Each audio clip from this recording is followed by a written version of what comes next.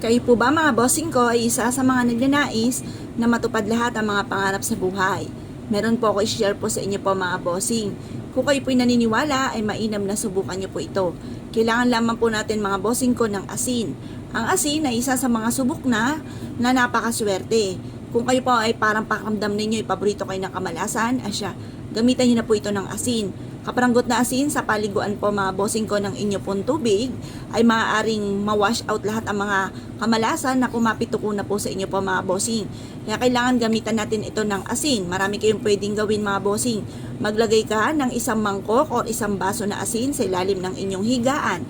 Or kaya po ay sa may main door po ninyo bago pumasok ng inyo pong tahanan or sa likod ng pintuan ng inyo pong main door or kaya po sa hapagkainan kung saan kayo ay nakain.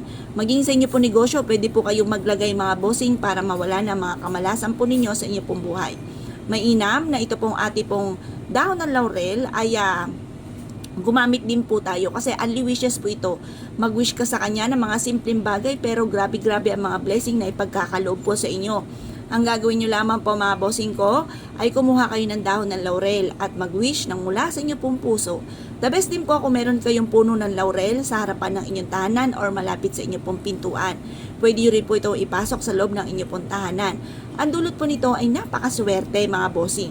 Ngayon po ang gagawin lamang po ninyo mga bossing ko ay kumuha po kayo ng dahon ng laurel at asin. Pagsasamahin po natin to, halimbawa isang baso na asin at tapos tusukan nyo ito ng dahon ng laurel. Subok na po ito na napakaswerte. Isa po ito sa napakapaborito ko na pampaswerte. Basta ang ating asin mga bossing ko ay nananatiling puting-puti, malinis, okay po yan.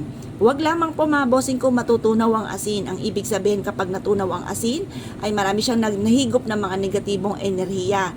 Kaya mas mainam mga bossing ko na mananatili po na puting-puti at buo-buo po ang ating asin. Kaya na po mga bossing, huwag kayo matatakot kasi may bossing din ako na nanigas daw ang pinakaibabaw ng asin. Okay lang po yun kasi kumuha ka po ng kutsara at ito po'y haluin ninyo. Yan po mga bossing ko ay buo-buo pa rin. Nanigas lang ang mismong ibabaw. Ngayon po mga bossing, harap kayo sa may silangan ng 6:30 or kaya po alas 7. Matatapos ang paggawa ng pampaswerte hanggang alas 8 ng umaga kasi yan po ibibilad pa natin hanggang alas 8. Kaya maglalaan ka ng oras ng pagbibilad.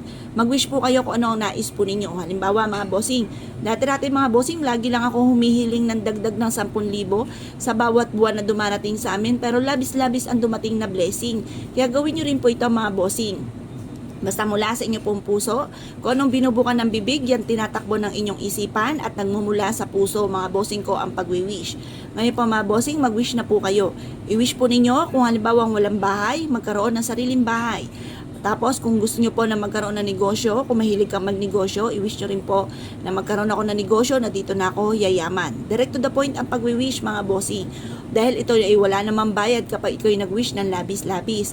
Ganun din pa mga bossing ko, ikaw ay lagi na lamang pong may karamdaman, i-wish po ninyo na gumaling na kayo sa inyong karamdaman. Kung kayo pa mga bossing ko ay lagi na lang napagchichismisan, ang ibig sabihin niya kapag kayo napagchichismisan, artista ka sa kanilang paningin. Kapag naman naiinggit sila sa inyo, higit ka kaysa sa kanila. Mas mainam na ikaw nakakainggitan kaysa ikaw ang naiinggit mga bossing. Kaya lang po, kailangan meron tayong proteksyon kasi kung ano man po yung gawin po nila, manalangin ang masama sa inyo at or kaya mga palipad hangin ay hindi tatalab mga bossing. At ito ay kaagad babalik sa taong naiinggit or kaya po ay chinichismis ka. Ngayon pa mga bossing, mag-wish na kayo na mula sa inyo pong puso. Proven po ito na maswerte. Kaya kung kayo pinaniniwala at nais nyo po itong gawin mga bossing, good luck po sa inyo po lahat.